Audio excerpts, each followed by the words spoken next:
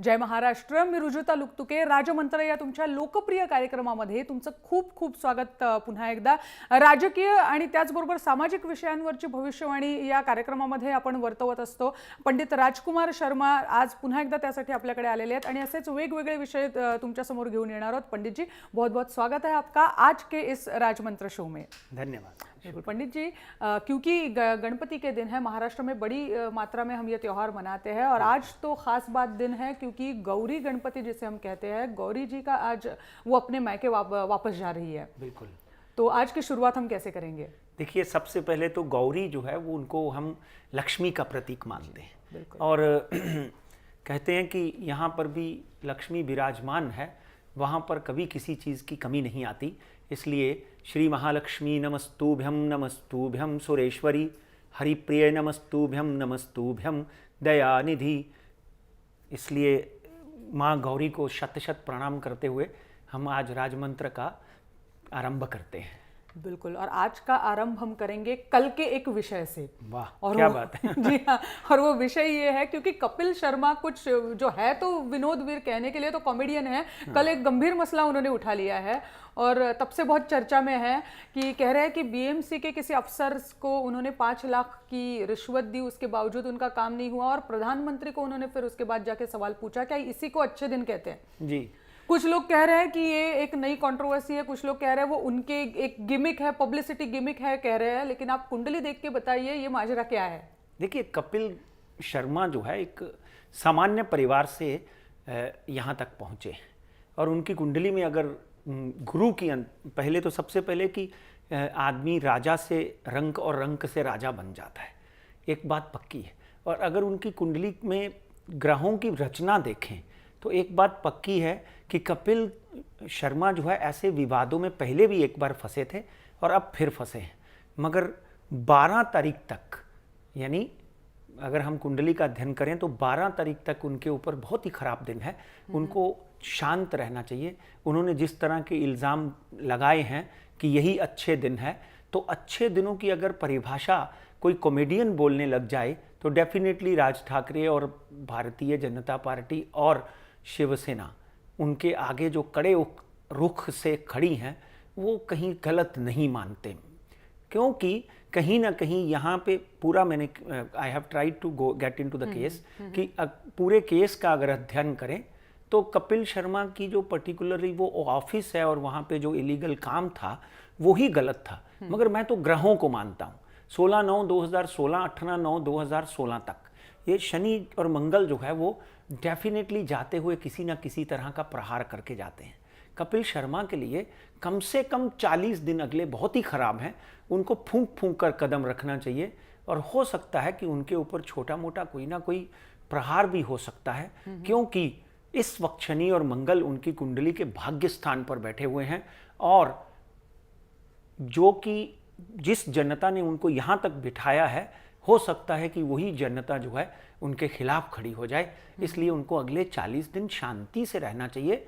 हो सके तो जैसे कल उन्होंने ट्वीट किया कि मैंने किसी भी पार्टी का नाम नहीं लिया है, हो सके तो शांत रहें. बाकी एक बात कपिल की ये भी ठीक है कि कोई तो होगा जो इसके अगेंस्ट खड़ा हो, मगर किसको खड़ा होना है, किसको खड़ा नहीं होना और किस तरीके से खड़ा होना है उसकी भी एक सीमा होती है.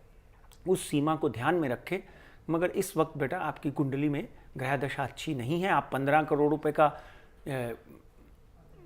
इनकम टैक्स देते हो. यहाँ पे आमिर खान 100 करोड़ इनकम टैक्स देते थे और आज उनकी परिस्थिति आपने देख ली कैसी हो गई, क्योंकि उनकी फिल्म और यहाँ छोटे सी एक स्टेटमेंट ने उनको कहाँ से कहाँ इनक्रेडिबल इंडिया का एम्बेसडर थे और कई चीज़ों में उनकी दखलंदाजी थी.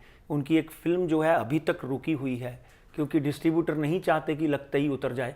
इसलिए आप पब्लिक फिगर हो, आपको फूंक फूंक कर कदम रखना चाहिए. ठीक है, कॉमेडी में आप किसी भी तरह किसी की भी यानी खिल्ली उड़ा सकते हैं, that is permissible because you are a comedian. मगर यहाँ तक समाज की बात है, वहाँ पर आपको अपनी कॉमेडी को नहीं लाना चाहिए. अगले 40 दिन तक अपना ध्यान रखें, यही हमारी सलाह है. बिल्कुल। और पंडित जी, अगला विषय जो हम उठाना चाहेंगे कि इन्होंने इस प्रधानमंत्री की तरफ सीधी उंगली उठाई हुई है कपिल शर्मा जी ने, तो उन्हीं के बारे में बात करेंगे और कश्मीर के बारे में आपसे जानना चाहेंगे, क्योंकि कश्मीर में बीजेपी ने जो कड़े रुख अपनाए हैं, वो कह रहे हैं कि प्रॉक्सी वॉर पाकिस्तान की ओर से खत्म हो जाना चाहिए। इतना ही नहीं, कश्मीर में जो सेपरेटिस्ट पार्टीज है उनको भी एक चुनौती दे रखी है राजनाथ सिंह जी ने। तो कश्मीर के हालात क्या सुधरते हुए दिखेंगे, और बीजेपी जो अपनी पॉलिसी कश्मीर के बारे में फिलहाल दिख रही है बीजेपी की, क्या वो आगे चल के क्या रंग ला सकती है? देखिए, भारतीय जनता पार्टी और कश्मीर की अगर हम कुंडली का अध्ययन करते हैं तो एक बात तय है कि भारतीय जनता पार्टी और महबूबा मुफ्ती के लिए बिल्कुल 12/12/2016 तक दिन बहुत ही खराब है। एक बात ध्यान रखें, मैं जिस दिन महबूबा मुफ्ती के फादर साहब ने ये सरकार भारतीय जनता पार्टी के गठबंधन में बनाई थी, आपको याद होगा, मैंने उस दिन भी प्रेडिक्ट किया था कि ये सरकार ज़्यादा दिन नहीं चलेगी। उसके बाद उनकी डेथ हो गई, और डेथ होने के बाद में कम से कम 2 से ढाई महीने लगे कि ये सरकार को वापस कैसे पटरी पर लाया जाए। एनीवे, कुछ बीजेपी के पदाधिकारियों की वजह से कहीं ना कहीं सरकार वापस पटरी के ऊपर आ गई। मगर आज की अगर परिस्थिति देखें, शनि मंगल की परिस्थिति देखें, बुध की राशि में गुरु का माहौल देखें, और Kashmir itself has its own horoscope. जैसे भारत का हॉरोस्कोप है, ऐसे कश्मीर का हॉरोस्कोप है, ऐसे पाकिस्तान का हॉरोस्कोप है, और पाकिस्तान ऑक्युपाइड कश्मीर का हॉरोस्कोप है। क्योंकि मैं पिछले 30 सालों से इन्हीं का अध्ययन करते आया हूँ। इस वक्त 17/4/2017 तक कहीं ना कहीं वातावरण इतना गहन और इतना खराब हो सकता है कि कहीं ना कहीं एक अल्पमात्र युद्ध भी हो सकता है। भारत की सेना और पाकिस्तान की सेना आमने सामने इस विषय को लेकर खड़ी हो सकती हैं, जिसके कारण ये कश्मीर के कारण ये वातावरण बिगड़ेगा।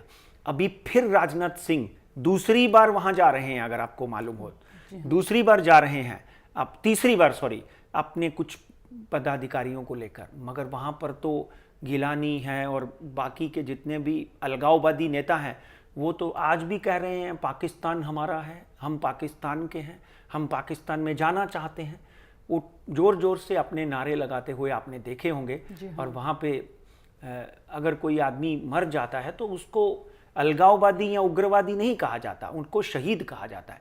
कश्मीर की अगर कुंडली का अध्ययन करें तो वहाँ पर आगजनी और फैलेगी। वहाँ पर लोग एक दूसरे के साथ में मिलकर भारतीय फौज के ऊपर अटैक करेंगे, और भारतीय फौज एक कड़ा रुख इख्तियार करेगी।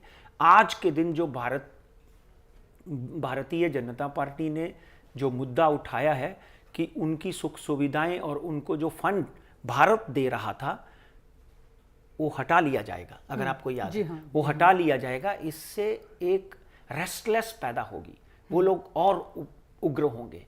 और पाकिस्तान है वो तो अपनी करनी से बाज आने वाला नहीं है। और पाकिस्तान की कुंडली का अध्ययन करें तो पाकिस्तान की कुंडली में मैं 25 बार बोल चुका हूं, आज फिर बोलता हूं कि वो कहते हैं कि कभी कभी आप अपनी मौत खुद मर जाते हो। पाकिस्तान की कुंडली का अध्ययन करें तो ये वो दिन दूर नहीं जिस दिन पाकिस्तान के 3 टुकड़े होंगे। ये मैं 2008 से बोलते आया हूं। बिल्कुल। बलूचिस्तान आज भारत का झंडा फहरा रहा है। अफगानिस्तान का कुछ इलाका कोहाट और वो अपने उस तरफ के जाने के प्रयत्न कर रहा है। कहीं ना कहीं कश्मीर ऑक्युपाइड पाकिस्तान जो है वो लोग भारत में आना चाहते हैं, क्योंकि they are not happy there. आज उस देश में कौन रहना चाहता है जिनके बच्चे एक कमरे में बंद करके गोलियों से भून दिए गए हों, या आप बाहर निकलते हो सब्जी लेने, आप वापस आओगे कि नहीं आपको कोई पता नहीं। इसलिए पाकिस्तान उग्रवाद से खुद ब खुद बहुत बुरी तरह से जूझ रहा है। मैं तो पाकिस्तान के फरमाबरदारों को और पाकिस्तान के नेताओं को ये हाथ जोड़कर विनती करूंगा कि वहाँ के आवाम की, वहाँ के जनता की आपको फिक्र करनी चाहिए। जिस हालात में वहाँ का नागरिक रह रहा है, अमीर तो छोड़कर अमेरिका चला गया, कनाडा चला गया, लंदन चला गया, दुबई चला गया, जो गरीब है, जो रोज़ कमाता है रोज़ खाता है, उसकी ज़िंदगी मुहाल हो चुकी है। वहाँ पे रुजुता जी एक 3-3 दिन बिजली नहीं आती, 2-2 3-3 दिन बिजली नहीं आती, बच्चों की पढ़ाई मुश्किल हो चुकी है। मैं पाकिस्तान की हमदर्दी के लिए यहाँ पे कुछ नहीं बैठा, मैं तो उसको टूटते हुए देखता हूँ। मगर अगले 6 महीने में एक एक छोटा सा युद्ध होते हुए भी देख रहा हूं, क्योंकि पाकिस्तान अपनी हरकतों से बाज नहीं आएगा और यहां पर जो अलगाववादी हैं, जिनको भारत आज तक खाना खिलाता रहा, उनकी हर चीज 500 करोड़ रुपया भारत ने उनके ऊपर पिछले 5 सालों में खर्चा किया है। तो ये सब चीज़ें क्या हैं, इसके ऊपर हम चर्चा नहीं करेंगे। हम कुंडली का अध्ययन करते हैं, भारत की कुंडली का अध्ययन करें तो भारत की कुंडली कालसर्प दोष से बाहर आ चुकी है। ऐसी जितनी भी समस्याएं वो खत्म हो जाएंगी अगले 3 साल में। नरेंद्र मोदी और उनकी पूरी टीम, एक बात ध्यान से सुनिए, ये बहुत बड़ी प्रेडिक्शन है। बिल्कुल। नरेंद्र मोदी और उनकी पूरी टीम इन अलगाववादियों को खत्म कर देगी जो आज पाकिस्तान का राग अलाप रहे हैं। और उसके बाद पाकिस्तान तो ऑलरेडी मरता क्या ना करता बुरे हालात से गुजर रहा है, मगर भारतीय जनता पार्टी की सरकार और महबूबा मुफ्ती की वहाँ की जो सरकार है, इसको ज़्यादा से ज़्यादा 3 से 6 महीने और हैं। उसके बाद वहाँ पे या तो गवर्नर मतलब या तो प्रेसिडेंट रूल लागू हो जाएगा या आर्मी रूल लागू 6 महीने मित्रों, ज्यादा से ज्यादा 2 अप्रैल 2017 तक या तो वहां पर गवर्नर रूल लागू हो जाएगा या फिर वहां पे प्रेसिडेंट रूल लागू हो जाएगा या फिर आर्मी के हाथ में ये इलाका दे दिया जाएगा। ये पहली बड़ी भविष्यवाणी है जो आज के शो में आपने की हुई है और जिस निग्रह से आप बात कर रहे हो, हमें उसी से पता चल रहा है कि कितनी गंभीरता से आपने इन चीज़ों को लिया हुआ है, स्टडी किया हुआ है। बिल्कुल। पंडित जी, इसके बाद और एक भविष्यवाणी आपसे सुनना चाहेंगे, क्योंकि आपने पहले भी कई बार जिक्र कर चुके हो कि बिहार की जो राजनीतिक गतिविधियां होती है, आप कैसे निकट से उनको देखते हो और आप अपनी ग्रह दशाओं के हिसाब से आप उसे परखते हो। तो उसके बारे में मेरा अगला सवाल है, वो ये है कि वहाँ के मोहम्मद शहाबुद्दीन जो है आज ही बेल पर जेल से छूटे हैं। हम सब जानते हैं कि उनकी और लालू जी की निकटता किस तरह की है, उनका रिश्ता आपस में क्या है जी। तो अब उनके जेल से बाहर आने से या फिर कहे कि राजनीति में दोबारा आने से क्या फर्क बिहार में पड़ेगा, खासतौर पे नीतीश कुमार पे क्या असर उसका होगा? देखिए, आज की अगर आप फुटेज देखो सब चैनलों के ऊपर, हम भी कोशिश करेंगे वो दिखाने की। हाँ, आज की अगर आप फुटेज देखो सब चैनलों के ऊपर, तो शहाबुद्दीन जो है राजा की तरह, शेर की तरह बाहर निकलते हुए दिखाई दे रहे हैं और उनको ऐसा लग रहा है कि उन्होंने कोई गलती नहीं की। 11 साल के बाद उनको पेरोल मिला है। शहाबुद्दीन की कुंडली का जब हम अध्ययन करते हैं तो इस बात में कोई दो राय नहीं कि वो वहाँ के सबसे बड़े बाहुबली हैं। पप्पू यादव की कुंडली और शहाबुद्दीन की कुंडली का जब हम अध्ययन करते हैं तो इस बात में कोई दो राय नहीं। 1967 में उनका जन्म हुआ सिवान में और वहाँ पे एक गरीब परिवार में पैदा हुआ बच्चा कहीं का कहीं पहुँच जाता है और उन्होंने उतरते ही बोला कि मैं लालू जी मेरे नेता हैं, नीतीश कुमार से मुझे कोई दरोकार नहीं। नीतीश कुमार परिस्थितियों के मुख्यमंत्री हैं। मगर यहाँ पर आपने जो प्रेडिक्शन मेरी उस दिन सुनी थी कि भारतीय जनता पार्टी वहाँ पर हार जाएगी, नीतीश कुमार और लालू जी जो हैं वहाँ पे सरकार बनाएंगे और आज की प्रेडिक्शन ये है कि अगले 1 साल के अंदर अंदर नीतीश कुमार और लालू जी जो हैं वो अलग अलग हो सकते हैं।